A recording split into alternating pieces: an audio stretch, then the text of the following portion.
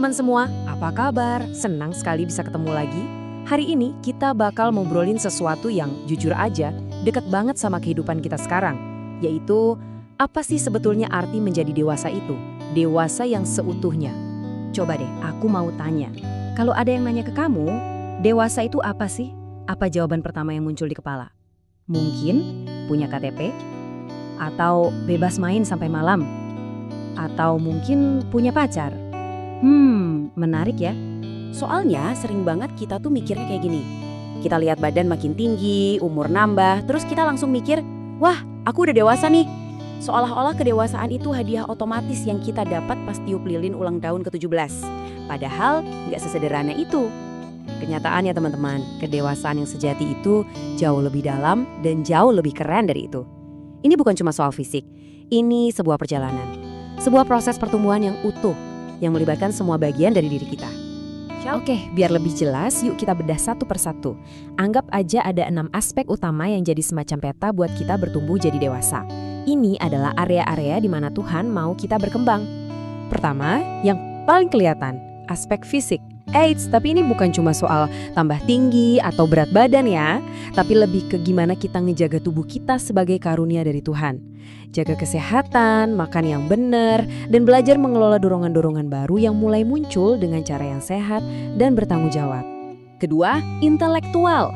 Dewasa secara intelektual itu bukan berarti harus selalu ranking 1, bukan.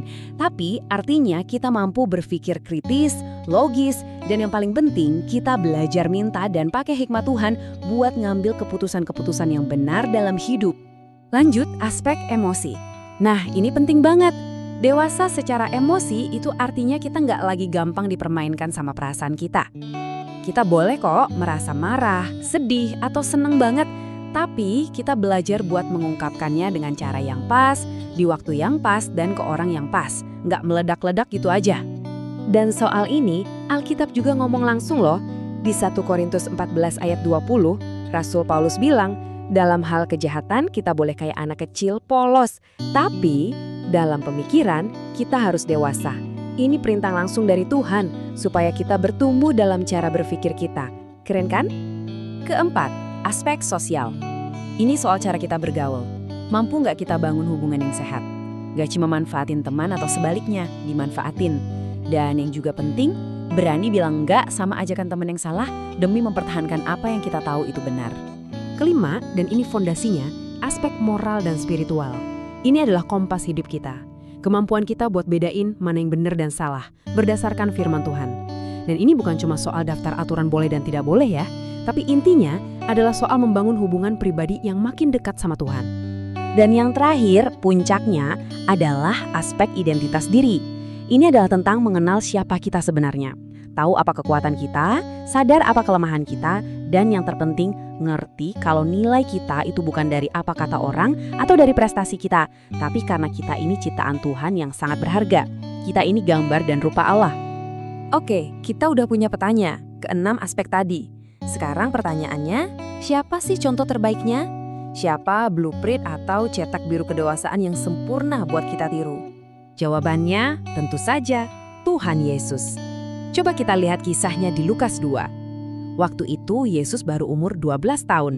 Seumuran kita lah ya, masa-masa transisi. Orang tuanya panik nyariin dia. Dan setelah 3 hari, mereka nemuin dia lagi asyik diskusi sama para ahli Taurat di Bait Allah. Nah, di momen ini kita bisa lihat Yesus nunjukin semua aspek kedewasaan itu. Intelektual, jelas, dia bisa diskusi sama para ahli. Spiritual dan identitas, dia tahu persis tujuannya. Aku harus berada di dalam rumah Bapakku. Tapi yang luar biasa, dia juga nunjukin kedewasaan sosial dan emosinya. Dia tetap taat, dia pulang sama orang tuanya. Ini bukan berarti dia nggak punya pendirian, tapi dia tahu cara menghormati otoritas. Yesus adalah teladan kita yang sempurna dalam segala hal. Oke, sekarang bagian yang paling penting.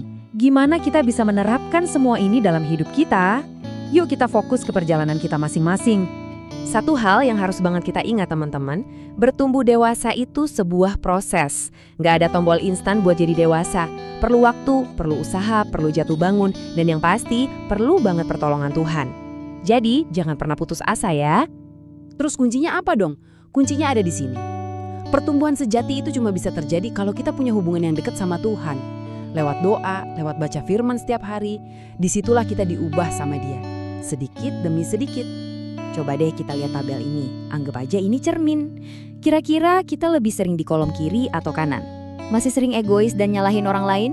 Atau udah mulai belajar buat peduli, berani tanggung jawab dan ngendalin emosi? Jujur sama diri sendiri itu langkah pertama buat bertumbuh. Karena pada akhirnya, inilah tujuan kita. Menjadi dewasa bagi kita sebagai orang Kristen, itu artinya sebuah panggilan seumur hidup untuk terus dibentuk jadi semakin mirip sama Kristus, teladan kita. So, sekarang pertanyaannya buat kita semua bukan lagi apa itu dewasa, tapi di aspek mana aku mau mulai bertumbuh hari ini dengan bantuan Tuhan. Mungkin di aspek emosi, mungkin di aspek sosial, atau mungkin kamu mau lebih dalam lagi di aspek spiritual. Coba pilih satu, dan yuk kita mulai perjalanannya bareng Tuhan hari ini juga. Oke, itu dia pembahasan kita kali ini. Semoga kita semua terus semangat untuk bertumbuh. Tuhan Yesus memberkati. Amin.